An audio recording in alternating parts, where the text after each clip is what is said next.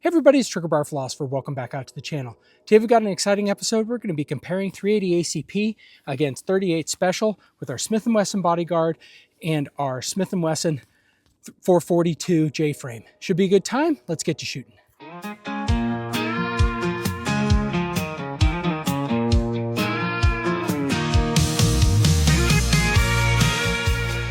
Okay, this is our setup that we're going to be talking about today.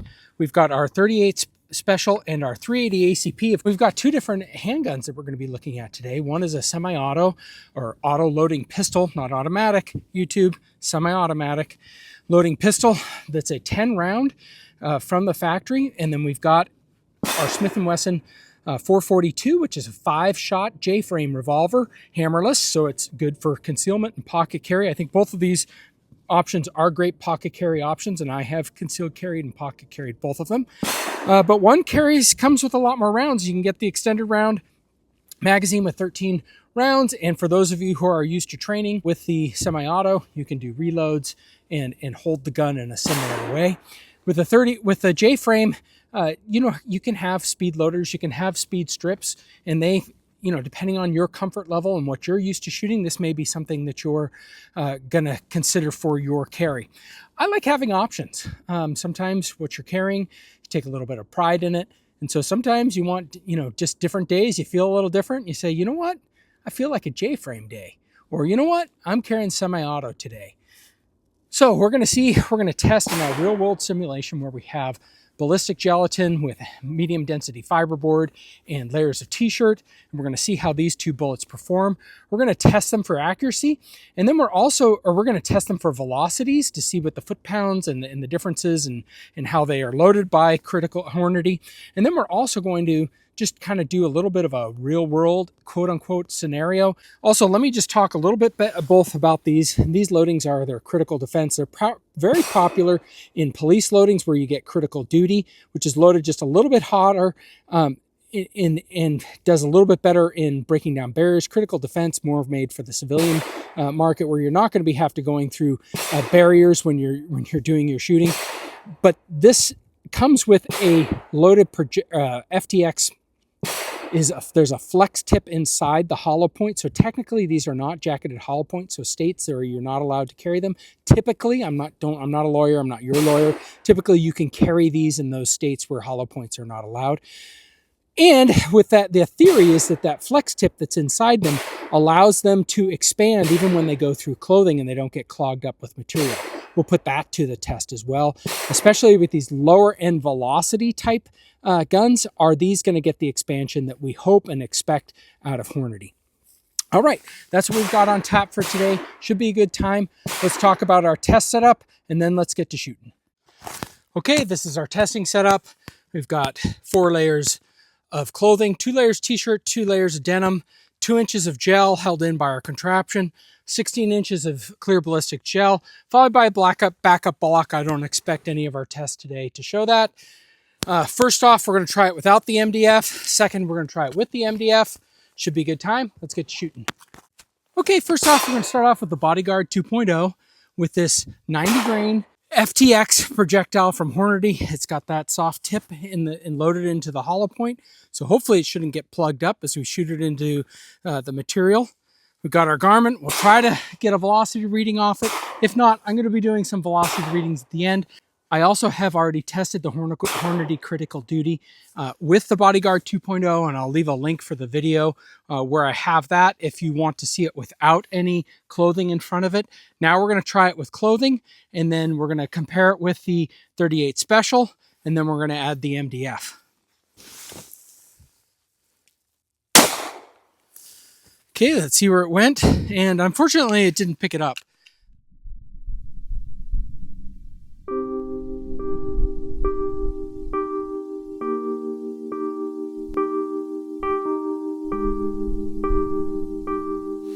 Okay, this is our shot. You can see the bullets down here at this end, out at pretty much the 18-inch mark. And we see it looks like it might have been going backwards at that point because it did land backwards. I don't know if we got any expansion, which is kind of disappointing. So you can see there's a lot of disruption, but I think that bullet was spinning sideways. As we come up over the top, we will see that. So like tons of disruption, but that's the bullet spinning, and that's just hard to predict that it will do. Let me dig that bullet out, and I don't think we got any expansion with that. And disappointingly, not only did we not get any expansion, we also didn't even lose the tip. So yeah, that's basically just performing, it's, as I've shown in my tests before, a little bit different than just a straight round nose hollow point or flat nose or round nose FMJ. Yeah, that's what you're getting. And it's interesting that it got that with just the clothing in it. And this is designed to help it so that it doesn't get plugged up. Doesn't look like it probably got plugged up. Although there is, if you look back in here, there's definitely clothing. So it had been plugged up. There's also some blue jean over in here. So definitely the clothing caused that, because we got expansion when we tested this just with the gel. So let's try now our 38 Special, which is a little bit heavier bullet, probably moving slower, but let's see how it performs. Okay, we have this 110 grain 38 Special loaded up in our Smith & Wesson Model 442. Let's see how it does. Hopefully we get it in the gel. Maybe we can catch it with the Garmin. See how we did. Did not pick it up, unfortunately. Okay, well, actually, this is my second time shooting this. The first shot, you'll see, skinned off the top and then jetted out of the gel. I've got to shoot just a little bit lower, and maybe we'll catch it up on the Garmin this time, too. Let's go down and check that out.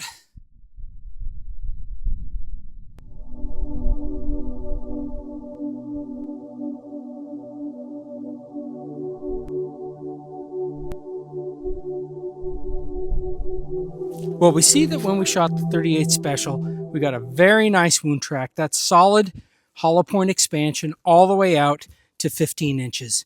And that projectile didn't lose its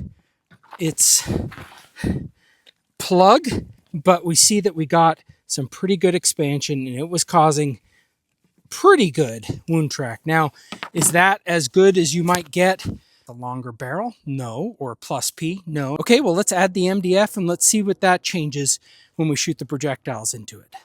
Okay, well, we're back to the Smith & Wesson Bodyguard with the Critical Duty. That's the 90 grain projectile for the 380 ACP. We'll see how it does with the MDF added into it. Let's see if we can get any expansion going now.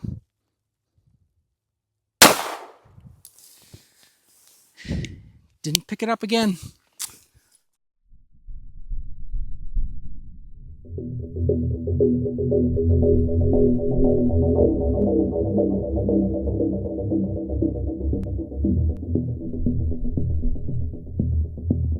Okay, this gel block is getting a little bit hard to see. My apologies, gel's expensive.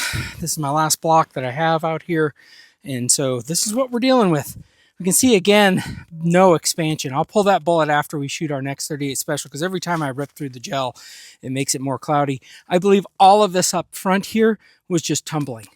And we have a projectile that looks like maybe it was trying to start to open up, but yeah, I don't think it really did much in it. So why don't we shoot the 38 Special and compare it? Okay, now we have the Smith & Wesson J-Frame 442 and our Critical Defense, the 110 grain projectile. We'll see what it does when we've added the MDF in front of it.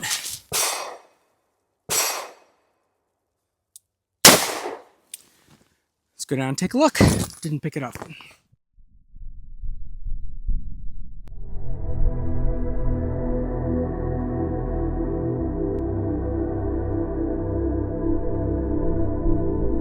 Okay, well, it is getting hard to see, and it may look like, well, you may not even be able to see it, but I can see it. The two shots were very close to each other. Let's take a look at that MDF. See that? Two shots were very close to each other. One got a bit more. I'm thinking that's based on where things are at. This is the 38 Special, and this is the 380 ACP. It's a little bit bigger energy dump out of that. Again, heavier bullet. And then, gets to around 12 inches. The 380 ACP actually got further, even though it's a lighter projectile. And we got like no expansion again. Let's pull those both out and just take a look. But what I think we have is we have tumbling, and it looks like back in here, it looks like there's a bigger mess, if you will. And you might think, oh, it definitely did more damage. No, there's two tracks that are just getting all mixed up in there. I'll try to show from the top so you can see a little. Yeah, so here, this is it from the top. The one on this side is the 380, and the one on this side is 38 Special. Just, it's just mostly tumbling. Both bullets ended up going backwards. Well, the 38 Special ended up going backwards. And that's this bullet right here. Let's pull it out. Okay, well, these are our bullets that were shot just into the clothing and the gel. And then these are the two bullets that were shot into the MDF with the clothing. Both of these are the 380 ACP. The outer ones are the 38 Special. See, the 38 Special, I didn't say it expanded. It did expand a little bit, and definitely I would choose that over an FMJ or even probably a wad cutter. You look in there, and it's the damage isn't bad. I thought it was tumbling. It's just hard to make out the difference between the two wound tracks, and it definitely looks a little bit better. But interesting, you can tell why these got a little bit deeper. It's because they had no expansion whatsoever, and these had expansion. This had some deformation hitting it. I'm not sure if you can see it from that angle, but that bullet is a little warped and lopsided and crushed after hitting that MDF. But still no expansion despite having these flex tips. So I would say, in my opinion, for the Bodyguard owners, I know some of you have commented, oh, I bought a bunch of this. I mean, it's not bad, but it's not going to be my choice for self-defense. I think for 38 Special, this isn't bad. This isn't a bad loading, especially with it being a light loading, so it's not plus P going to really hurt your hand. But, practice and get better, and then carry a plus P round, because that's just not quite enough. A little bit better would be good enough. I think it's, any of these I'd rather have than stick in the eye. So, all right, let's move on. We have the Hornady Critical Defense with the Smith & Wesson Bodyguard. We'll shoot 5 shots, see what kind of velocities we can capture. 885.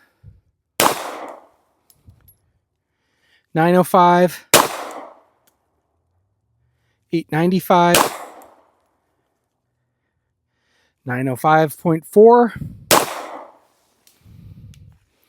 and 924. Let's check our session summary. So we had, on our session summary, we had a min of 885, an average of 903, max of 924, extreme spread of 38, and an average kinetic energy of 163. Not bad for Bodyguard, or not bad for 380 ACP. Let's next bring up the J-frame revolver. Okay, we have the Smith & Wesson 442 hammerless. Well, the hammer is just enclosed, and so we will shoot these critical duty 110 grain, remember, so probably going a little bit slower than the 380 ACP, but let's put it to the test. 847, yeah, a little bit slower. 930. 849. 839. And 842.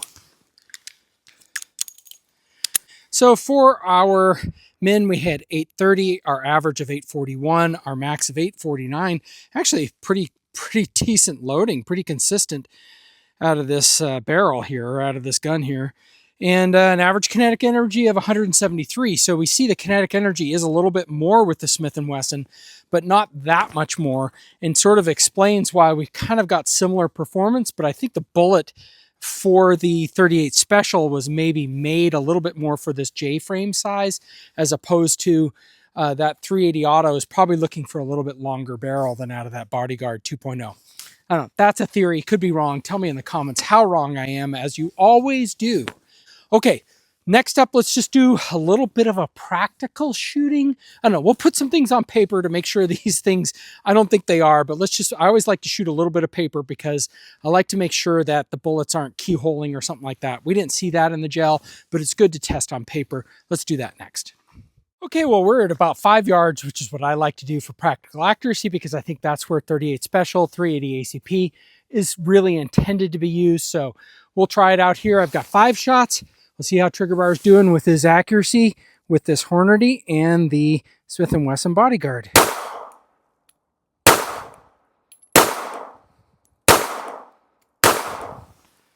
Okay, not a bad group. Why don't we then see how we're doing with our J-frame.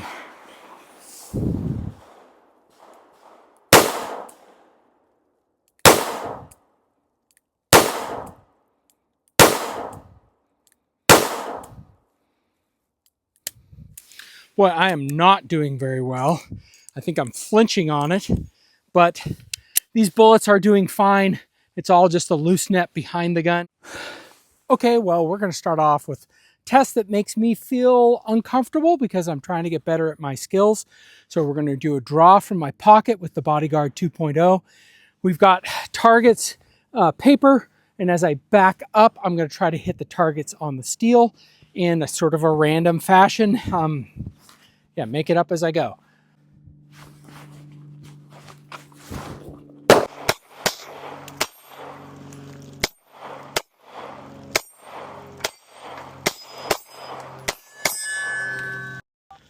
Not sure how this is going to turn out, but this is where I got on target, a little bit of point shooting, try to not make everybody sick. I transitioned to this target. None of those 380 rounds were able to really flip it, but I did get a couple of shots there. I moved over to this steel, got a couple of shots on there, then moved over to this steel, got a couple of shots on there, and that's it.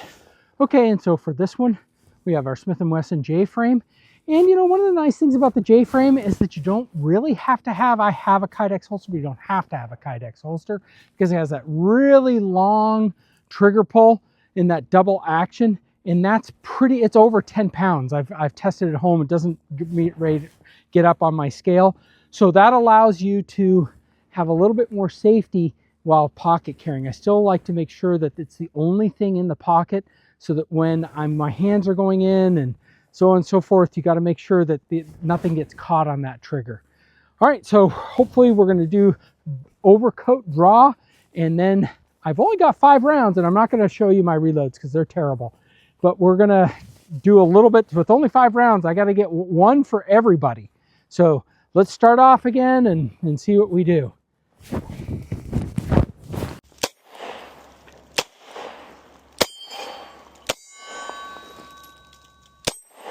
Hey, and 38 Special got us there.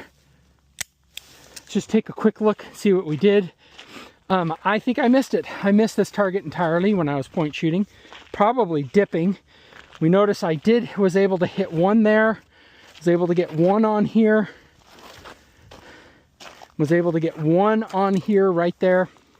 So yeah, I think I missed in a couple of spots, probably on that first target. Okay, well, let's wrap things up. Today we did a fun test between 380 ACP and 38 Special. We tested them out of a Smith & Wesson 442 J-frame, and we tested it out of the Smith & Wesson Bodyguard 2.0.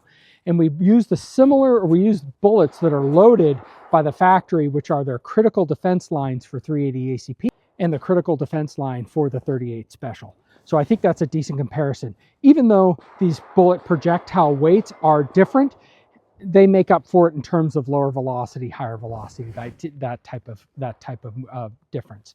And what we saw is that the 38 Special performed better, in my opinion. It was pretty clear. But what I would still choose is probably, I feel a little bit more comfortable shooting the Bodyguard 2.0. My skills are not there yet with the J-frame and managing the recoil and managing and getting my hands really in the right position. I'm so trained of how I get on my grip on a semi-auto pistol, but then moving to the J-frame is a little bit tougher for me because you don't want to put your thumb forward on a J-frame or on a revolver type gun and get your thumb in front of the cylinder gap and then burn your hand. So you have to change your grip up just a little bit. And that's where I'm still struggling and I need a lot more practice with, as you saw in my demonstration of where my skills are at today. I think there's also something to be said, the age-old debate about hey, power versus capacity. You know, with that Smith & Wesson J-frame, it was a little bit more powerful in terms of the bullet and how it performed, but then you can also load that gun with some 38 Special Plus P, which is going to be a bit more powerful than we're going to see out of this 380 auto. So I think those are things for us to consider. But again, you know, you can get almost double. And then when you go to 13 rounds versus 5 rounds, that's starting to be enough of a difference to make a difference, in my opinion. Let me know what you guys think. Are you a revolver person, J-frame? Are you a semi-auto person? Do you like to pocket carry? Do you never pocket carry? Certainly, if you've been following the series, you know that I do like to pocket carry a fair amount for that deep concealment, or when you don't really think, you know, it's just kind of stuff around the house. You just want something in your pocket or in your coat in case something went bad. Well, that's a lot. I hope everyone has a great week, and let's get to shooting. Ammunition test and ballistic gel in sight. Choosing the best rounds, we'll find out what's right.